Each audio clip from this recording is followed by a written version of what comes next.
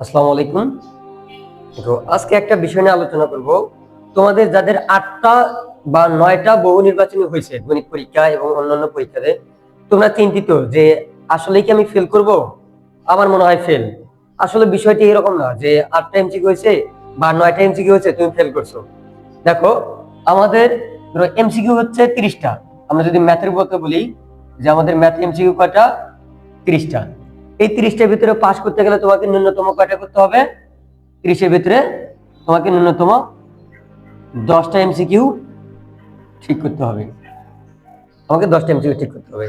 এখন দেখো আমরা কি করতেছি, পরীক্ষা দিয়ে আসা এই যে উদ্ভাসের বা অন্যান্য প্রকাশনী বা গুগল থেকে তোমরা কি হচ্ছে এটা সলভ করো। সলভ করার পরে দেখা যায় যে বলে এখান থেকে তোমাদের 8টা হয়েছে অথবা 9টা ঠিক হয়েছে, 8টা ঠিক বা 9টা ঠিক। এখন তোমার তো এই হিসেবে ফেল, কারণ 10টা পাইলে পাস। কিন্তু আসলেই কি এরকম? না, আসলেই এমনটা নয়। তুমি 8টা পেয়েছো বলে হতাশ হয়ে গেছো যে ফেল করব, 9টা পাইছো বলে যে হতাশ হয়ে গেলো আমি ফেল করছি। আসলে এরকম না। আমরা যে সমাধানটা করছি এই সমাধান এবং আমাদের বোর্ডের যে সমাধান হবে, বোর্ড যেটা গ্রহণ করবে, আমাদের বোর্ড থেকে যে এমসিকিউ গুলো অ্যান্সার গুলো নেবে, এই এমসিকিউ গুলো এবং এই এমসিকিউ গুলো মোটেও 100% এক নয়। 100% এক নয়। সবগুলোই কখনোই মিল হবে না, দুই একটা এদিক ওদিক থাকবে।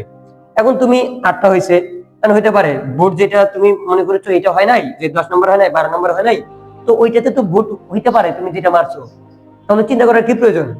তুমি দেখো তোমার এখানে বর্তমানে 8টা দেখাচ্ছে, আরো বেশি হবে। কারণ বোর্ড তো এই এমসিকিউ গুলো দিয়ে সমাধান হবে না। বোর্ডের সমাধান 100% এটা সমাধানের সাথে মিলবে না, কিছুটা পার্থক্য থাকবেই। এই জন্য বলছি যাদের 8টা হয়েছে বা 9টা হয়েছে এরা চিন্তিত হও না। তোমরা দেখো বোর্ডের রেজাল্ট হওয়ার পরে কি আসে, কতগুলো পরিবর্তন হয়েছে। এই চিন্তা না করে তোমার আগামীতে যে পরীক্ষাগুলো আছে, ফিজিক্স আছে, কেমিস্ট্রি আছে, বায়োলজি আছে, বাংলাদেশ এন্ড গ্লোবাল সায়েন্স আছে, ইত্যাদি ইত্যাদি আছে, বাকি যে পরীক্ষাগুলো আছে তুমি এগুলোর দিকে ভালো করে ফোকাস দাও, খুব ভালো করে ফোকাস দাও। ফোকাস দিয়ে এগুলোতে একটু ভালো করার চেষ্টা করো। যেটা গেছে ওইটা তো গেছেই, আর তুমি মনে করো না যে এটাতে ফেল। এটাতে তুমি ফেল মনে করো না, এটা মনে করা ঠিক নয়।